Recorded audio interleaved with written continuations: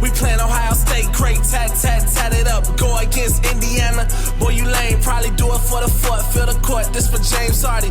Big 10, IU gon' shine. First black player drafted came from 219 to the front line, send a soldier. We gon' win Mendoza, ain't no catching Cooper. Mom and Papa, sister Hoocher, all riding for the Hoosiers. Big 10, we run it though, got it handled though. On fire, we gon' ride for D'Angelo. Other team running back, heard he great.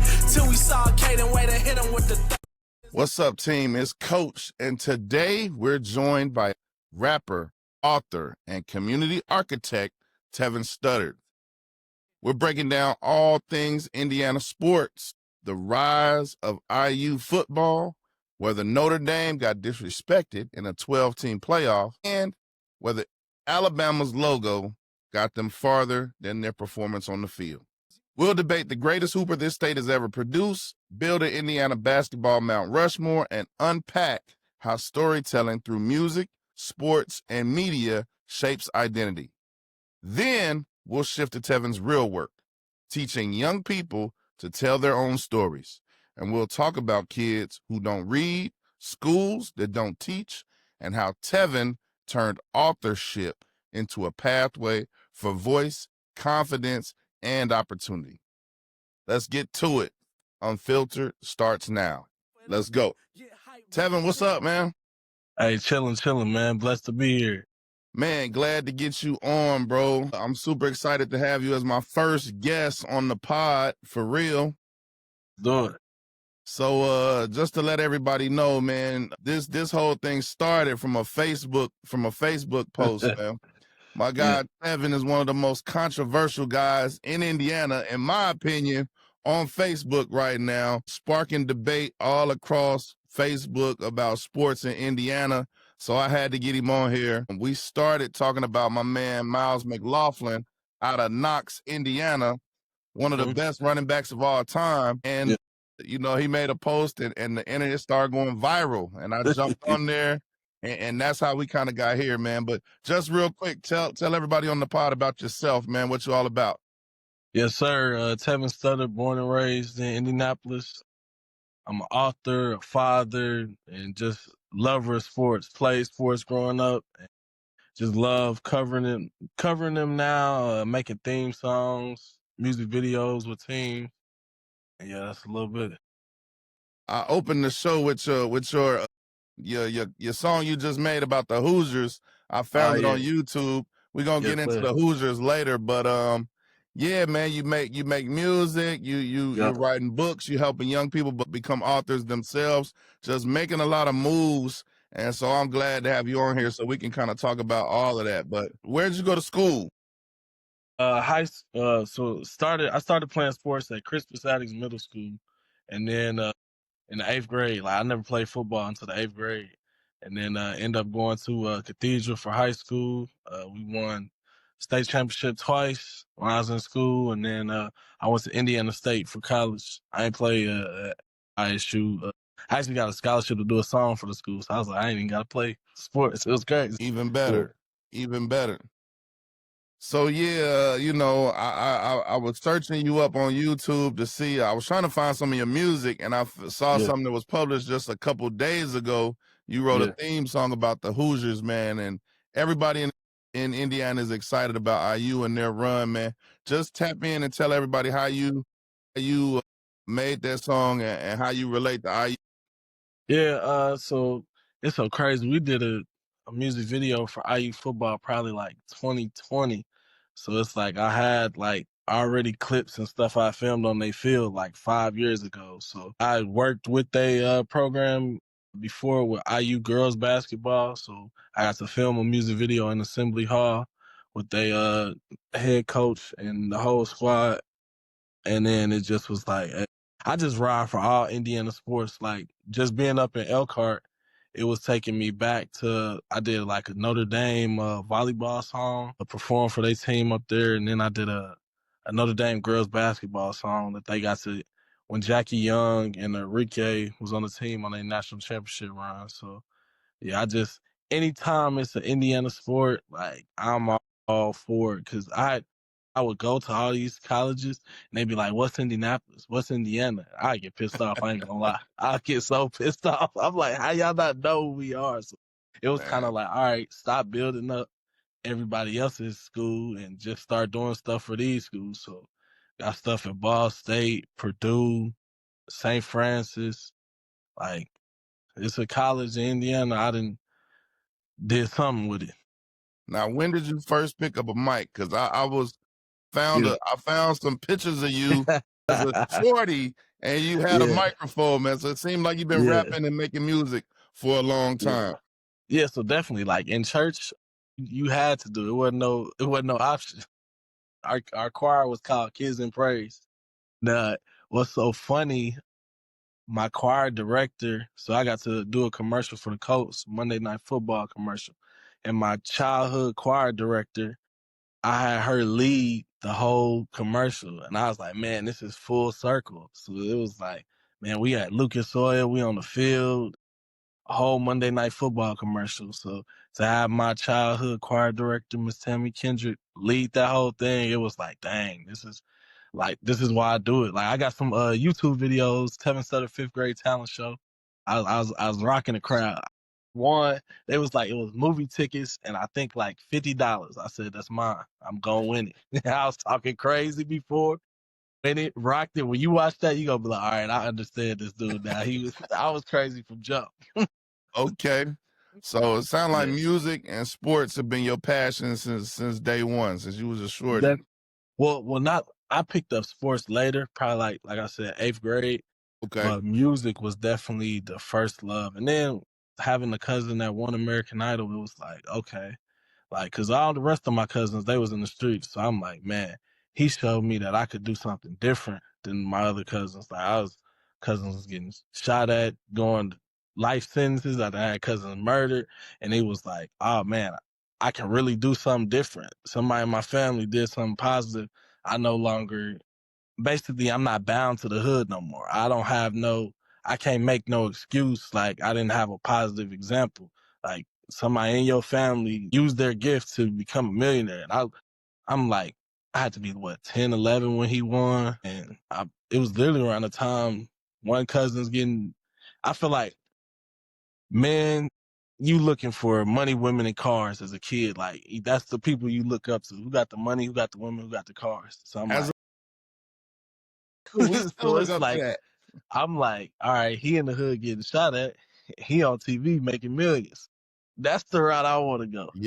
I ain't no follower trying to get caught up in this dumb stuff here. So I was like, yeah, let's do music. And then yeah, music was my thing up until the 8th grade. Then it switched to sports. And I was like, I didn't want to like sing no more because at first I started singing like then singing in middle school. Singing started to be viewed as soft. So I'm like, And ain't I ain't soft. found those videos yet, but I'm gonna go in the archives, see if I can find the videos of you Oh yeah, singing.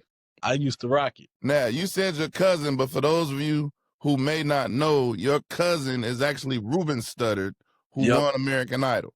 Yeah, he won season 2, and he was a big football player himself. He played at Alabama A&M. Okay. His brother played, I think, Clark Atlanta, and so yeah, they all. My dad's side is all from Birmingham, so my dad was born in Birmingham, then he moved to Nap, just with all that stuff going on down there in like the '60s. My grandfather moved him up to Nap. That's what's up. That's wild, man. Well, let's get to IU, man. Yeah, It's the whole state is excited. yeah, IU went ahead and won the Big Ten, right. knocked off Ohio State. Nobody really picked them to win. Shout out to Jeff Teague because I just listened to his podcast, and Yeah, even my man Jeff Teague was picking against the Hoosiers. Everybody, and Ohio State #1 team pretty much all year round.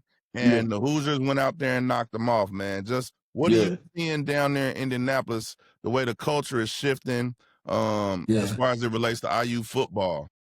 Yeah, I mean, people love it because I feel like they just want something to believe in. Like you see with the Pacers, you got to Game 7, the star gets hurt. With the Fever, Caitlin Clark get hurt 2nd round or whatever round she got hurt in. And then it's like, even right now with the Coast quarterback getting hurt. So it's like, damn, we can't catch a break. So it's like with IU, it's like, all right, we finally got something to rally around and believe in. And what's so crazy, when the sports teams are doing well, it's like the violence stops too. It's like boys ain't outside sliding. They so busy locked in to watching sports. Like when the Pacers went on their run, you wasn't hearing about nothing. The second they lost, I went up. Man, you know, I work at a high school, man, and we say it every year. The way the football team goes is kind of how the school is gonna go. If the Yeah, team is playing well, the violence and everything kind of goes down in yeah, the school. If the team ain't doing nothing, and we set the tone for the whole school that's real. year, we jump it off. You know what I mean? Yeah, And then if it can roll in the basketball season, and we say yeah, you're gonna have a good year, you're gonna have a good that's year. real. Well, That's that's real. good, man. I'm glad things are settling down in that. I know, you know what I Yeah. mean? It can get hot. Where you from in Indy? Are you from Harville? Yep. So started in Hallville, and then Granny kicked us out. So another grandmother took us in on the east side. We moved to it's a street called Baltimore. So it's on the east side. So yeah. So I was back and forth. So even once she like kicked us out, it was still he was just either over there or over there. So yep. Yeah. Now, another one of these controversial posts that you Yeah. made that I had to address you about was when we started talking about the North versus the South, man, and who Yeah. had the most D1 players and players go to the Yeah. NFL. And you made some really good posts talking Yeah. about all the NFL players from, you know, Knapp and Fort Wayne and all these different areas. 219, we got Yeah. something to say about it, but you Yeah. know, is that a product of, in my opinion, it's a product of there are more kids there. There are more high schools there. There are more people playing up here. You know, we're kind of spread out, not in a metropolitan area like Indianapolis, but Yeah. we had some guys go. But yeah, you've been making posts and people been tapping in with the Yeah. best player from That this was area like code. Just talk on that a little yeah. bit. Yeah, so that was a response to like shout out Maryville, and a dude had said they stand alone as far as 15 D1 recruits in 8 years. And I'm like, bro, that's just another school in that for real. Like I wasn't trying to I was like, I was made sure I'm getting better. I'm getting better. So I made sure. I was like, yo, Check yourself a little bit. yeah, I was like, that's a great program, but I'm like, bro, 15 and 8 years, that's not even like two a year. I'm like, bro, it's too many like schools out here. And granted, it's a bigger ocean. It's a bigger Yeah. compared to a smaller ponds. But I'm like, it's different across like I take myself and my team, for example. My quarterback, he was Gatorade Player of the Year my senior year, Kofi Hughes. And we both was 195.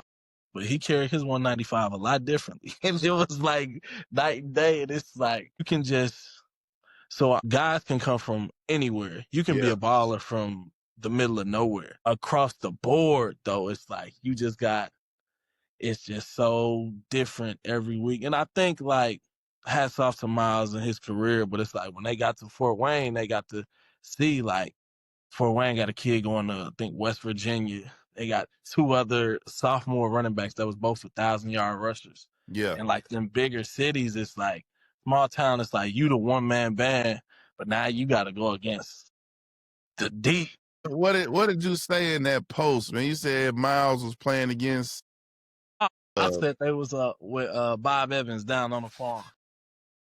that was a That's it. bar. That was a bar. I'm from the north. We ain't in no cornfields up here in Gary. Yeah, However, I still had to ride for my boy Miles. Like, yeah, man, he ain't Bob Evans down on the farm, man. That was a yeah. bar. He Oh still no, did his thing. yeah, we had some talks with his family, and like we came to an understanding because I ain't gonna be no hater to no kid. Like, Yeah, yo, it's a yeah. kid, it's him doing his thing, but it's still the level of competition that you face. Like, we got to be honest about it. Facts. It's different, and Facts. like people mention Jack Kaiser, how he went D1 from a 1A into the NFL, but it's like when you think of like the kind of the small schools, it's like you get recognized for your offensive numbers. That's what phenomenal offensive numbers. But then you go to college, you got to switch and play defense because it's just like, man, when you in that kind of you that big fish in that small pond, it's like I can do whatever. Like I watched Jack in the state championship play QB, play linebacker, safety type, and it's just like, yeah, you can do that. When you get to Notre Dame, hey, you just gonna be a linebacker because it's Right. like instead of one person making 11 guys miss, now you're a part of 11 trying to get this one ball carrier, and that's the biggest thing I say. That's just like because like you can be a baller from anywhere. Like I love seeing places like even driving the Elkhart, like getting. I was telling Ruben, I was like, bro, you know Sean Kemp from here. He was like, what? I was like, yeah, bro, like Sean Yeah. Kemp from Elkhart, and No, we just got thinking of all the guys. yeah, and just thinking of all the big ballers out of there, even Rick Fox spending a couple of years in Warsaw, it's like you got diamonds everywhere. Now here's my next question, man. So I think a lot of the I won't even say lack, but we can go ahead and say it. The lack of top tier D1 talent coming out of Indiana is a pure fact of traditionally this has been a basketball state. Yeah, Every facts. 6'2", making it to the league, in my opinion, a lot of that is God given. Yeah, If you 5'8", I don't care if you rush for 10,000 yards. There's not a whole yeah, lot that's going to be available to you. When you start getting 6'1" and above, the yeah. opportunities on the football field. But here in Indiana, every 6'2" dude is out here trying to play basketball. That's facts. Every 6'3", every guy that's a power forward should be a linebacker Yeah, and actually go to the and and what's go. so crazy? You say that the kid, I think it's Jonas Muir from Bishop Lewis. He was a hooper, and I'm sure somebody. This is like his first year playing football. They like, hey man, put your hand in the dirt, go get some money. So now he got Right. a full ride to West Virginia, and I'm like, I'm glad he listened because we get so many kids that's just Indiana, they want to be the next great basketball star. And I get it. This is the fabric of the state, but it's like it's slowly turning into a football capital. It was at one point, I think like a few years ago, Indy, I think was behind like Dallas and LA as far as the most D1 players from a metropolitan area. Cause it just Yeah. started to like spark where it's Yeah. like, all right, it's real now. So we got IU doing their thing, number one team in the country, got an opportunity Yeah, to win the national championship. We got Notre Dame right up the street. I mean, yeah. is the state, do we have a chance to really flip this from a basketball hoop in everybody's backyard to a football? Yeah, Everybody, you know what I mean? I feel like definitely because it's like basketball, which you got five on the squad, put them numbers plus one with football. So it's kind of, I see that shift really happening. And we can't, despite them having down couple years, we can't forget Purdue. It's like, man, that Drew Brees came out of there. So I'm thinking like the last time a state team was in a Rose Bowl. So we think of that history and that program as well. And So and then you got shout out to Ball State. Ball State, we just yeah. got a new coach. We hoping for the best. We hoping for the Oh no, best. in Ball State history, one of their best players came out of my high school, Blaine Bishop. Yeah, so that's a four-time Pro Bowler, like that, and he right from my neighborhood too. So like he straight out he was in the actual apartments. Like I was in the house, he was in apartments.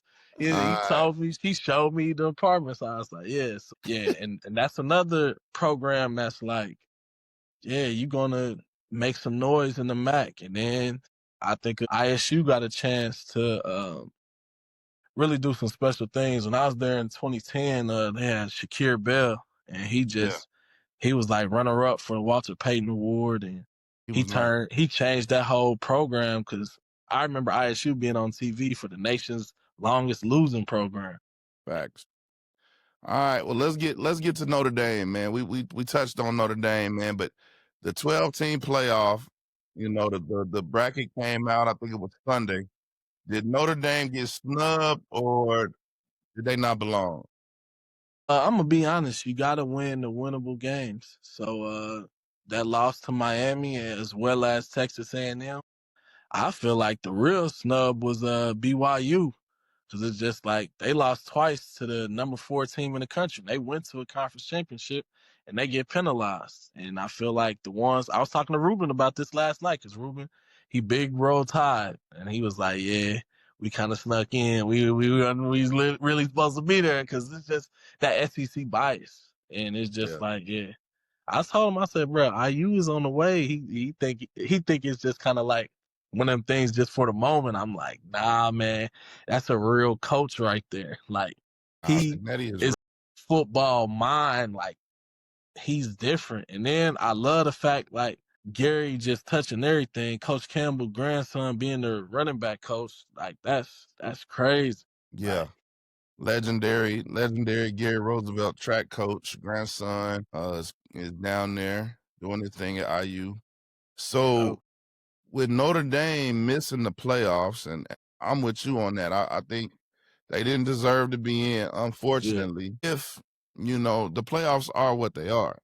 With the automatic tie-ins and things like that, they're obviously not trying to just get the 12 best teams. They want to make it a TV show where you have the opportunity to have a Tulane or, James Madison, somebody sneak in and play David and Goliath. You know what I mean? Yeah.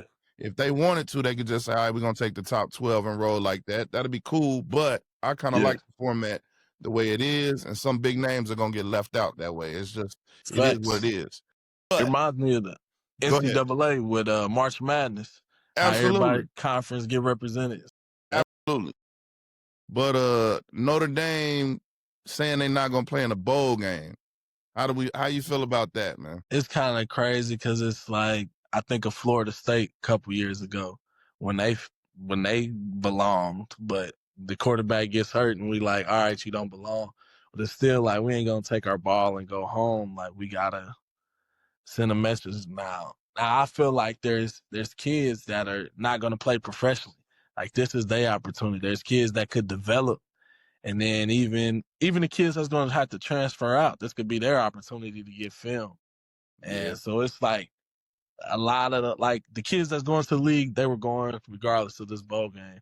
Those on the bubble guys, I feel like that bowl game is what's needed. And it's tough because I look at it through both lenses because I think of Jalen Smith getting hurt in the bowl game.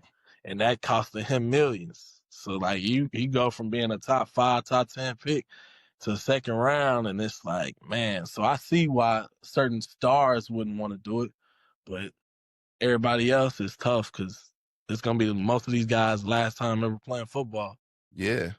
I mean, we went from a system where players were opting out of bowl games to now we got whole teams opting out of bowl games. That's crazy. It's over 10 teams now, I think. And postseason football is cool. And I heard a coach on ESPN say it. I can't remember exactly who it was, but he said college football isn't supposed to be played in the second semester. And bowl games were getting crazy where it was like the Dollar General Bowl, the Lawnmower Bowl. Like everybody had a bowl, man. And it was teams that was 5 and 7 going to bowl games. Like it's crazy. It was wild, man. So the bowl thing is not really what it used to be. And I personally think our postseason craving is going to be satisfied by a 12 teams playoff. Like I'm good with that. Like when March Madness is on, I don't watch the NIT. Don't do it. March Madness is good enough as is. So the 12-team playoff, is that going to be good enough for us? Now, of course, teams that are 6-6 not getting a chance to practice and play, that's going to not be good for them. But as far as a consumer now, I'm good watching playoffs. You got them teams that's always on the bubble that's going to be pissed. But like you said, it's so many irrelevant bowl games. Like the Pop-Tart Bowl, like, man, like we had the cat from here, Darren Evans, when they won in the Orange Bowl, and to like see certain things like Orange Bowl, Sugar Bowl, things you grew up with, like that's holding up oranges. Yeah, but like, come on, Pop-Tart Bowl, like what you do? The bowl with the Pop-Tart, like you said, Dollar General. probably Yeah. a Dollar Tree bowl. Like they just making up stuff. I'm Yeah. surprised. It's gotta I'm ready. mean something, man. It's gotta mean something. You know what I Yeah, mean? I'm You ready gotta for have like a it's a celebration of a great season. And yeah. when you 5-7 or 6-6, like, are we really celebrating or we just trying to get a few more practices in so we can get better? Nah, they just want some money. This all money at that point. We're gonna get the kids a few hundred, give them a A gift PlayStation bag or from something. Dollar General, some air freshener in it. You know what I mean? That's real. All right, bro. Let's switch gears, man. Yeah, You a basketball head too. A yeah. lot of debates on social media about the greatest hoopers from different area codes, man. Give me your top number one undisputed hooper from the state of Indiana of all time.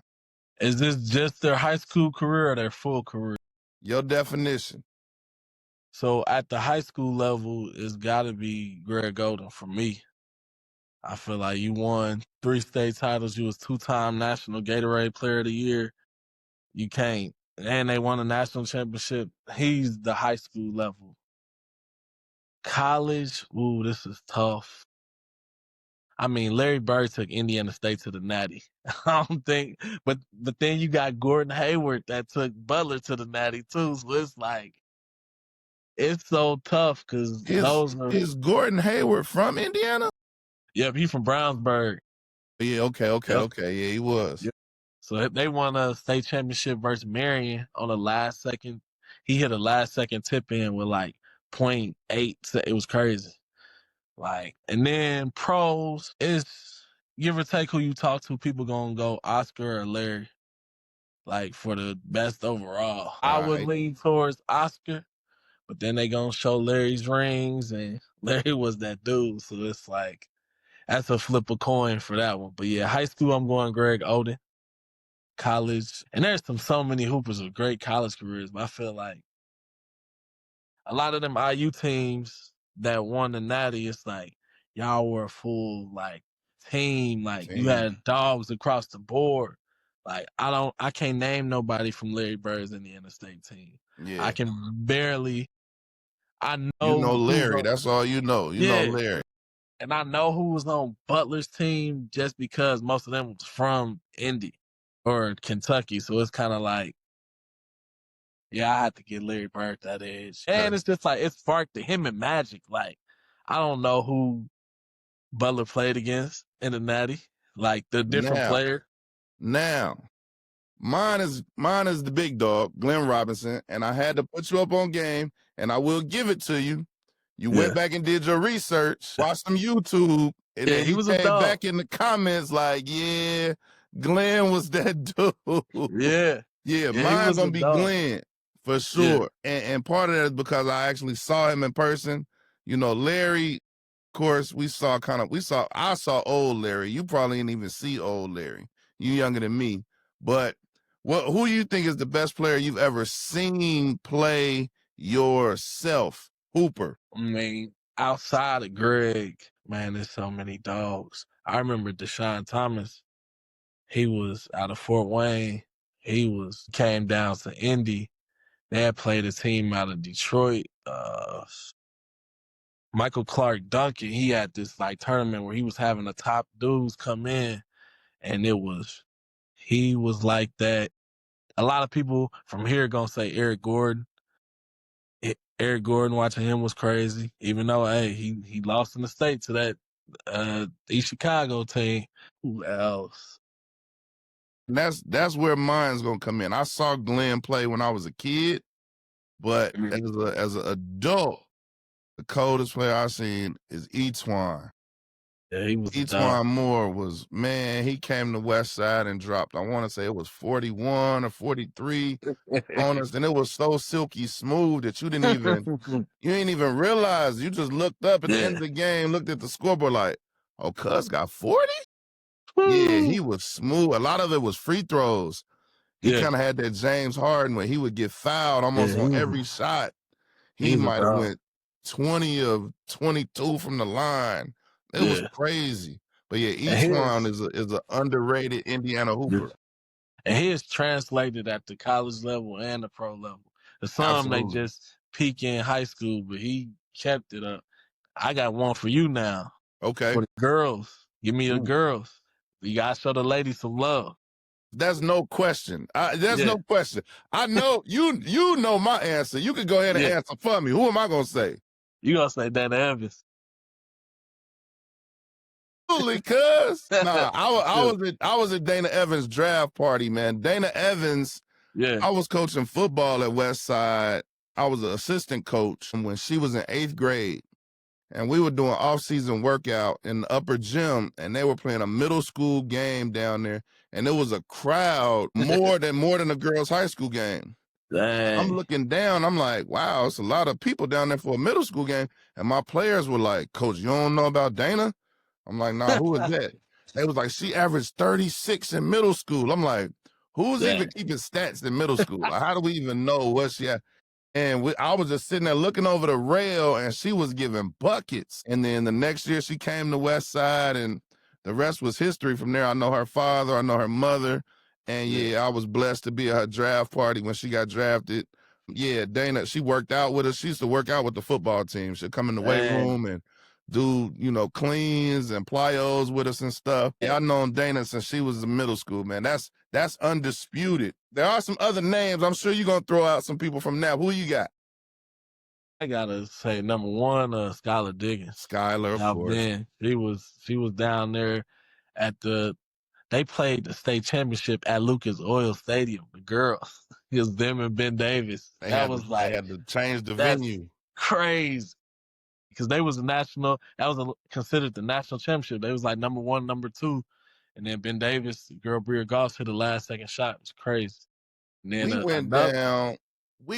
I can't remember what year it was. Westside went down, and we played, I want to say it was North Central, and they had a tall girl that went to Purdue. I want to say this was maybe 03-ish, 02, 03, somewhere up in there.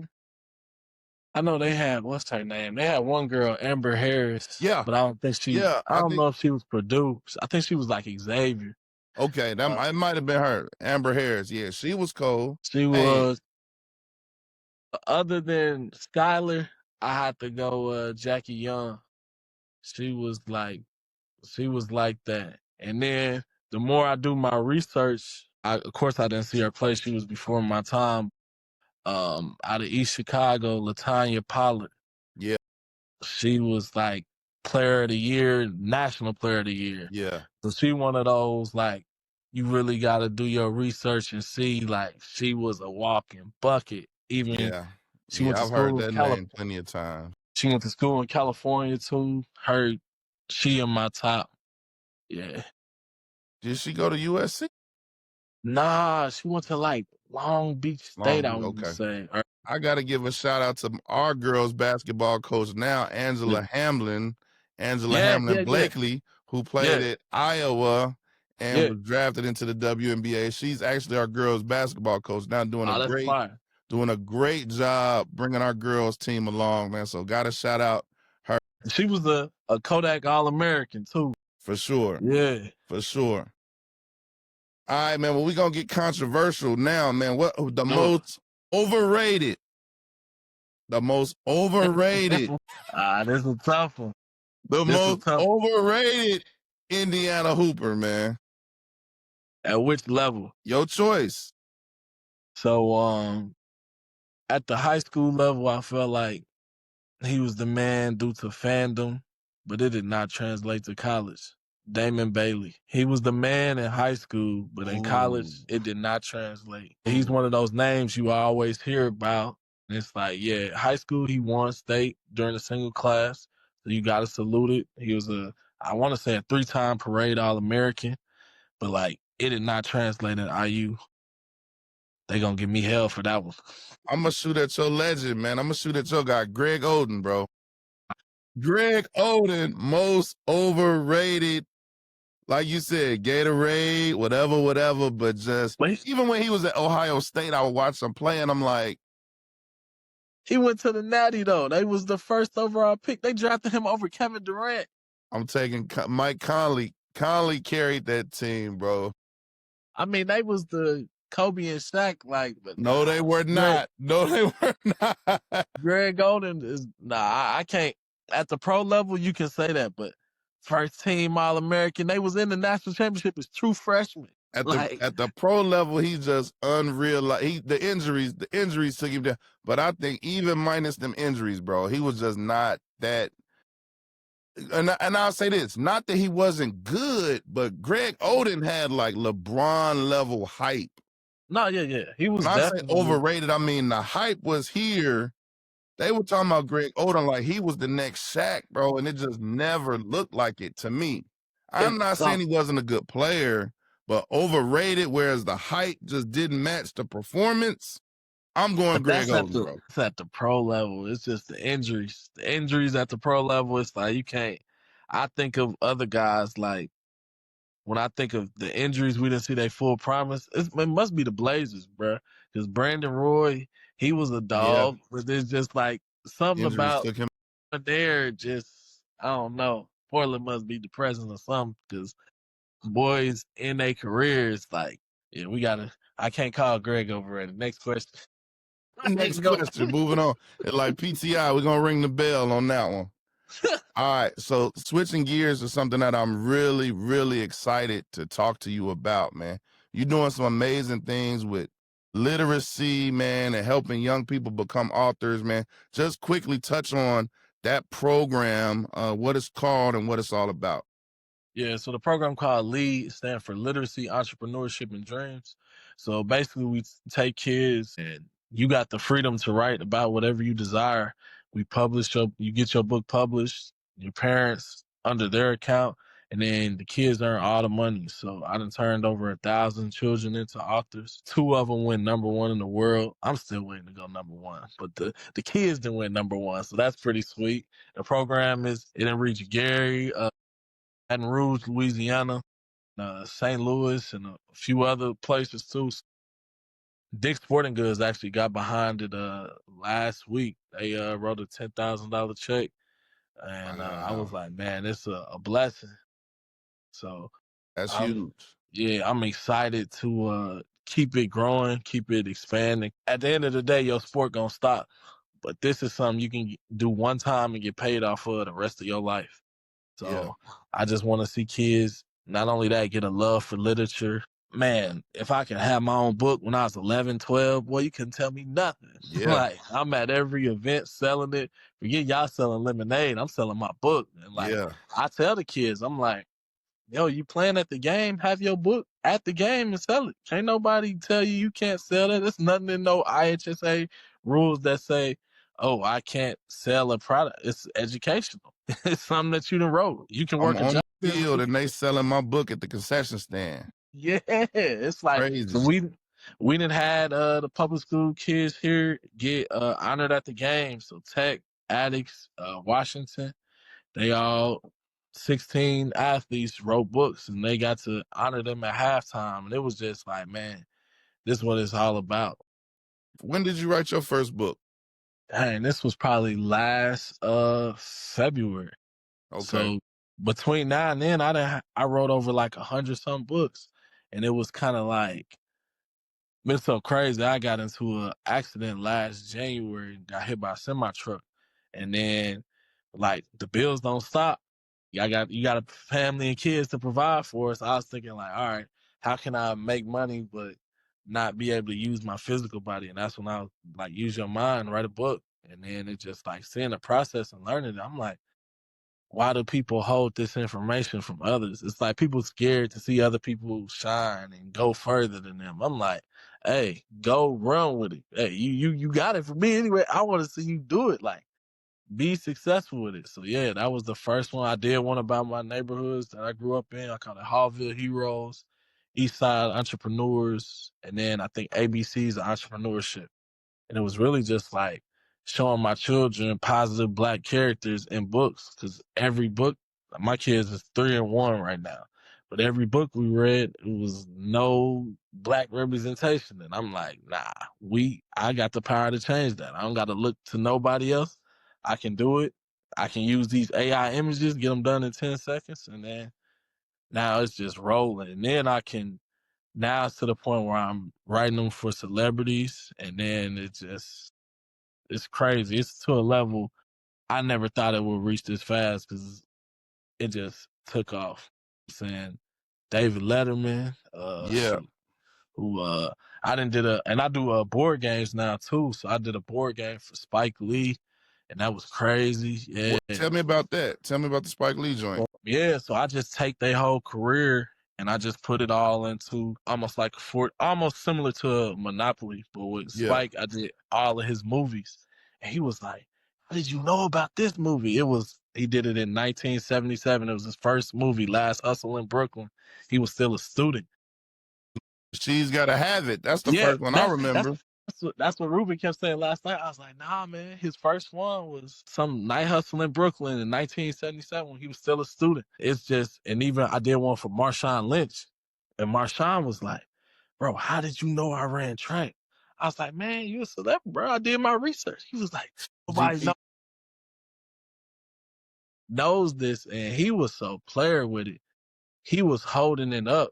So I meet him at meet and greets, and he was holding it up for the next 5-10 people that came in line. He was holding up my board game. This is crazy. When I was doing my research on you, I saw this Dave Loves Donuts. Were you talking about Long's Donuts? Now, if I had to do a most overrated restaurant in Indianapolis, I'm going Long's Donuts. It's been real, my boy. Most overrated snack in Indianapolis is Long's Donuts, bro, without a doubt. You tripping. Long's Donuts. I forgive you. I forgive you, my brother. Yeah. All have sinned and fallen short. God forgive him, for he knows not what he does. I forgive you, my brother. Talk to me about the book, man. How did you write the Long's Donuts book? Man, it was just a blessing to run into Dave Letterman. I'm on Netflix for that.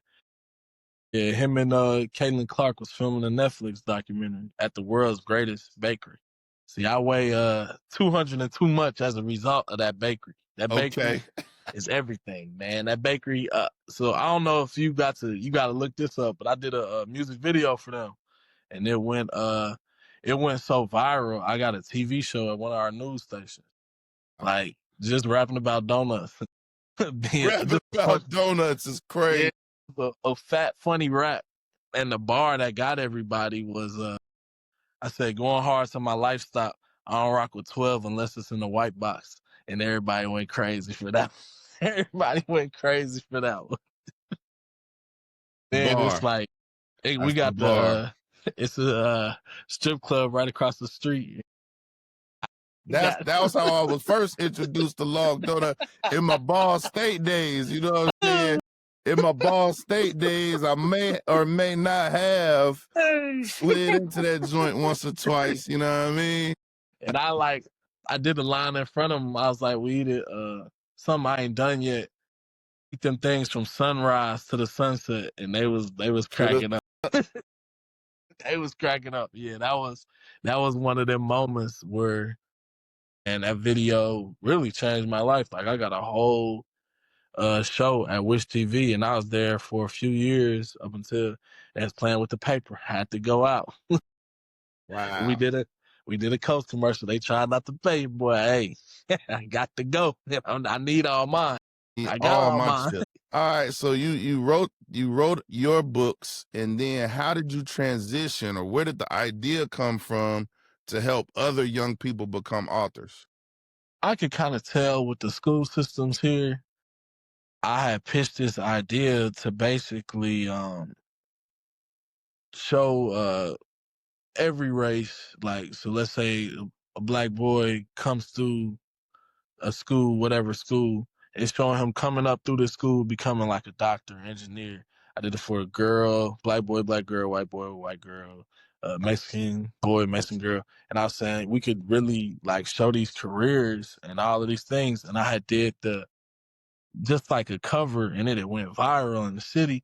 But then the schools, they act like they didn't want to touch it. So I could kind of tell it was more of we see you as an entertainer, not as an educator. And I'm just like, okay, so now you playing with me. So I still got this gift. So I'll remove myself from it and I'll empower the children. What you gonna do? Tell them, nah, we don't want to see y'all writing books. So I'm like, all right, I could tell y'all made it personal about me. So I was like, I can remove myself from it.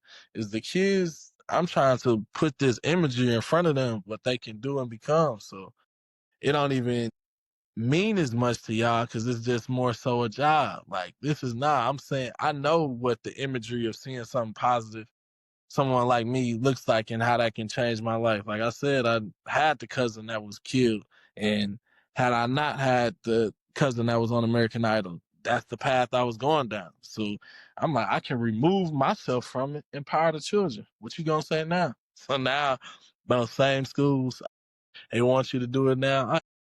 The price go up. Yeah. The price go up. Yeah. So Yesterday's price is not today's yeah, price. it's the principle of the situation. Like, Tell, tell me how it goes, man. So we bring you in and yeah, you gonna bring the lead program to my school, man. How does it work? yeah, How do you sit down with the kids yeah, and go from idea to an actual finished product? yeah. So we show them the examples of the books that other kids have written, and we just say, hey, you gotta whatever you imagine you can write about. Now, of course, we don't want you writing about nothing crazy or something off the wall. We've had to talk to a few social workers and other people to like, hey, did this really happen? We gotta we don't want to release this part. Let's make sure you get the adequate resources, but feel free to whatever you imagine, like remove. And that was I feel like the biggest thing Ruben gave me was to dream outside of my environment. Because I feel like, yeah, we see the violence, we see all of this where it's hopelessness, but now you got this book, you got the ability to dream. Like there's this one kid, he was writing about being an astronaut, and I'm like, man, this is a kid who never left his neighborhood, but now he's seeing himself as an astronaut and he's able to put it in book form. And now he's like, I can really do this. So just that part of being able to put that imagery in front of him, man, it's worth everything.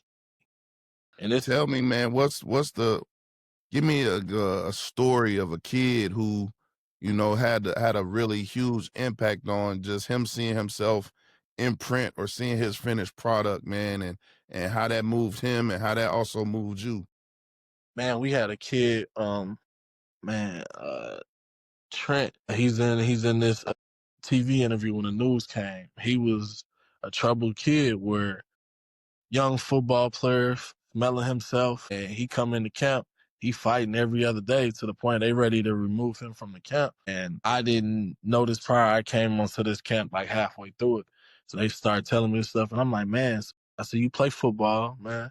What are you want to go to the league? Everybody want to go to the league playing football. So I'm like, all right, talk about your football journey. And it was a little challenge. His mom even thanked me. She was like, I could tell you took your time and pulled him to the side and kind of walked him through it, because these teachers, they ready to give up on him. They like, all right, he's a troublemaker, let's just kick him out. I'm like, nah, I see the potential in this kid. And if you kick him out now, what's he gonna go do? What's he gonna go become? He's 12.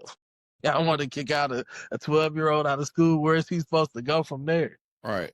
And he turned it around, and he was one of the biggest on the news. And it was almost like a little tearjerker, because I'm like, man, y'all was so ready to give up on this kid.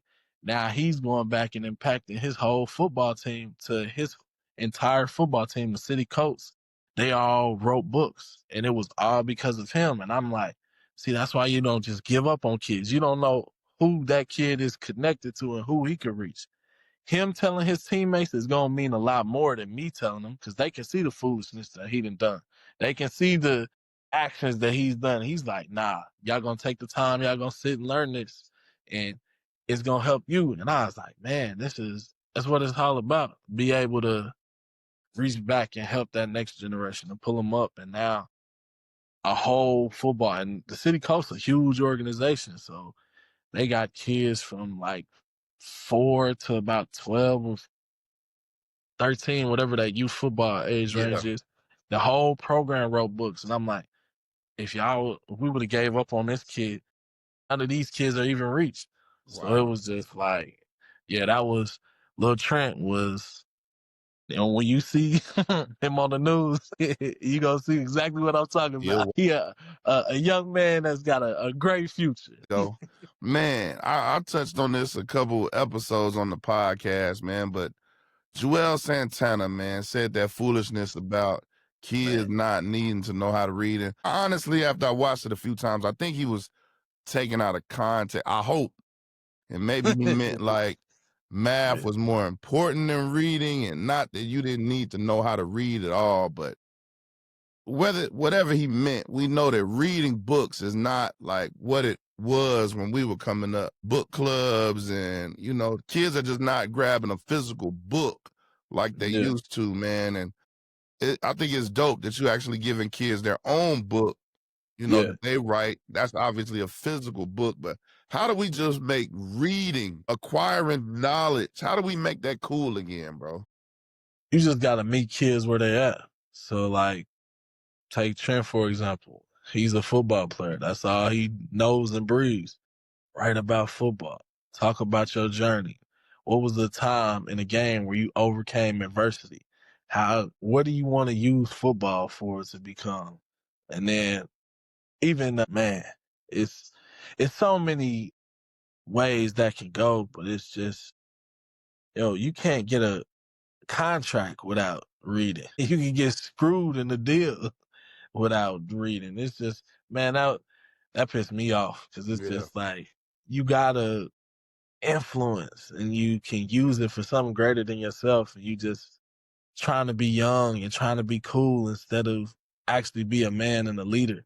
So it's just kind of like that's the like being a man ain't got nothing to do with age. That was a boyish decision to make vocally, and it's just like you need a foot in your ass. I don't know if I cuss on that, but like please, unfiltered. that's what he needed for that one. Yeah. Yeah, no doubt, no doubt, man. Well, you're doing a great job, man. I'm super proud of what you're doing, man. And I'm definitely gonna get you tapped in so we can bring this program, the lead program, to my school, man. And I'm looking forward to seeing some of the young men in Gary in my school become authors. Yeah. On that. So these guys are writing books, man. Are these kids actually getting checks? They getting paid? They get money. So through Amazon, they pay you the first time it takes 2 months, and then you get paid monthly. But I tell them, hey, buy you an author copy and sell that in person. You get that real time. So Mm, we've got kids that may walked away with 500 something at an author fair. I'm like, oh, this is crazy. Hey, getting it. This is better than lemonade stand because it's like you selling knowledge. You pushing your own product that can go everywhere. So yeah, it's exciting, and it's just like so I see that on 219 day, February 19th, just have an annual author fair, Gary Westside. Like I was inspired by they got the Harlem Book Fair, where a bunch of authors out of Harlem and all over New York come, and it was right in the hood. I love that because it's yeah, just like showing these next generation of kids what you can do and become. Them seeing authors that look like them. He did it. We from the same hood. We from the same.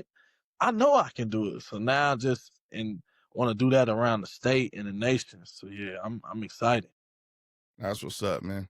So let's move to this, man. We're gonna make you king for a day, real quick. This is gonna be rapid fire. We make you a king for a day, and you get the opportunity to fix a couple of these broken systems. P.S. Public school football or public school athletics versus township school versus private school. How do we make that equitable, man, and fix what's going on in that system? Oh, man, this one that hit me right in the face. Like I said, a family from Hallville, so they grew up going to George Washington, and living in the same house for having younger siblings, they got bussed out to Ben Davis. At this point, George Washington, the IPS school, was winning. They was going to state, winning state as the IPS premier program in IPS. And then you move those kids, which is those resources. They getting 10,000 a kid, so you remove those resources. And after that, man, Ben Davis is winning state. And now Ben Davis is feeling the effects of that because now the kids that would normally go to Ben Davis going to Brownsburg, going to Brownsburg. Cater Central. and now Decatur Central and Brownsburg on Wednesday. So it's like a full cycle. And then private schools, I know that because I got snatched from a public Yeah, school. They gonna bring that to your parents. Hey, we can put them in this better environment. We can do this. They're gonna sell the dream of like almost like you need this because you're better and this and that. yeah. And it's just You like want it's too you're much. one of the good ones.